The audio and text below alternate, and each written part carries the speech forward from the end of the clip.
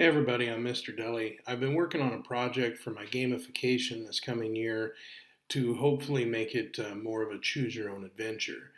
So I have a few things that I've done. I want to share it out. Keep in mind it's not a finished product, but I did want to share out what I've been doing in case other people from the community want to try to work with those things. So then hopefully we can collaborate on what everybody else has been able to do, maybe using the same approach, or maybe some of you guys have some better ideas on how to put some of these things together. So, without further ado, here is the rough draft of a project that I've been working on. All right. So you open up the website, and here's an embedded map. A student can click on a city, let's say Ansbrig, which brings up the map for that city. They can then click on some of the elements there, and in this case, it'll bring up a video, which the idea is the video will tell a story, tell them what they're seeing, what they're experiencing, what they're hearing, all of those. And then at the end of the video, it'll offer them a couple different options. You can see a tag just showed up. They click on that, which shows them their options. And in this case, it'll take them directly to an assessment tool for the Choose Your Own Adventure. So that is the map in general. So to create this Choose Your Own Adventure, I used a few different platforms or websites, whatever we want to call them. Obviously, I use Google Sites. I'm not going to go into that. Everybody should know how to do that. If not, there's wonderful tools out there to figure it out. Second, I used Incarnate.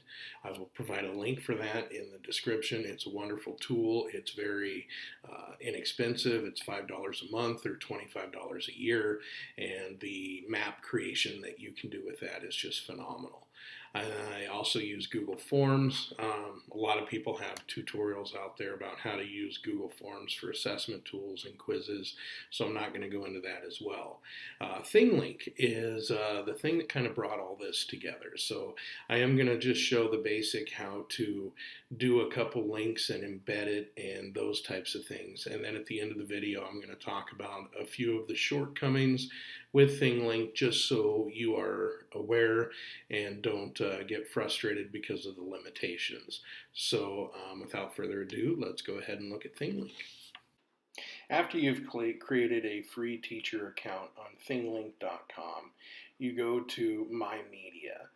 And after you go there, you go to Create and Upload Image. I will go ahead and choose my Dwarven City that I created on Incarnate. Once you click Open and the image uploads, it takes you directly to the editing page. Here's where you can add tags. Now, the three main tags that you can add, the first one allows you to add various things. Like you can add the title. You can see how it'll look once you add your title. You can add a description. You can also add a website. You can add, I'll just add the Incarnate website here. You can see it goes to incarnate.com. And then you can change what the button says. We'll just change it to Map Maker. You can also add various things such as video, audio, images to put in here to enhance this as well. The next tag that we'll talk about is just adding a label. So then when they scroll over it, they can see that this tag is actually just the Dwarven Stronghold.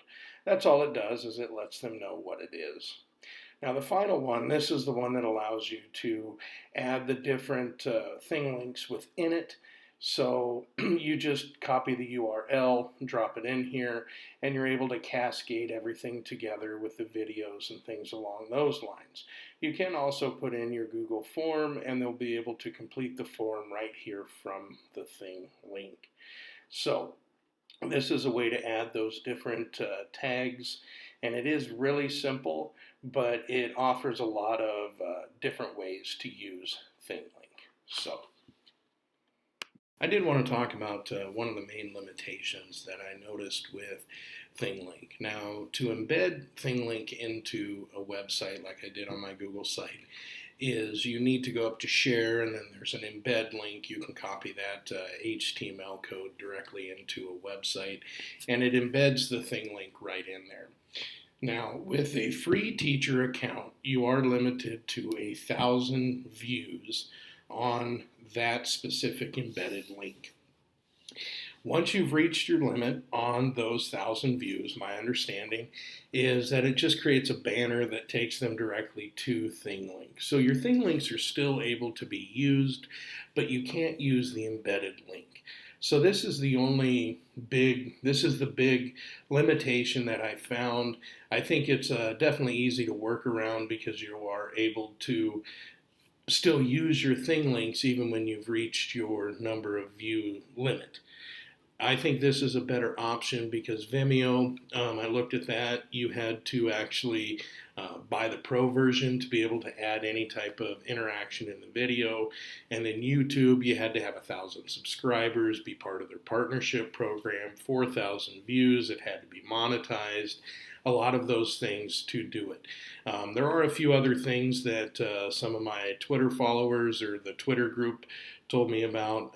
I didn't really look into those much. I did try the ThingLink. It seemed to work with the functionality. I will be diving into it later and deeper.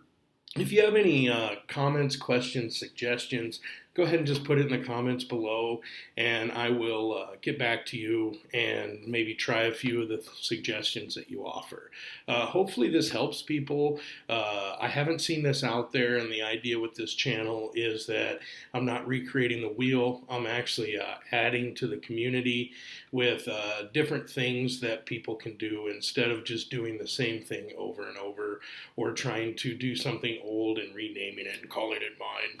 I am trying to add to the community. So hopefully that is the goal of this channel, and hopefully I can add to the community and help people out. So if you have any questions, comments, concerns, post them below and I will get back to you. So thanks everybody. I hope this helps. Let me know if you try it or any problems that you might have. Thanks everybody.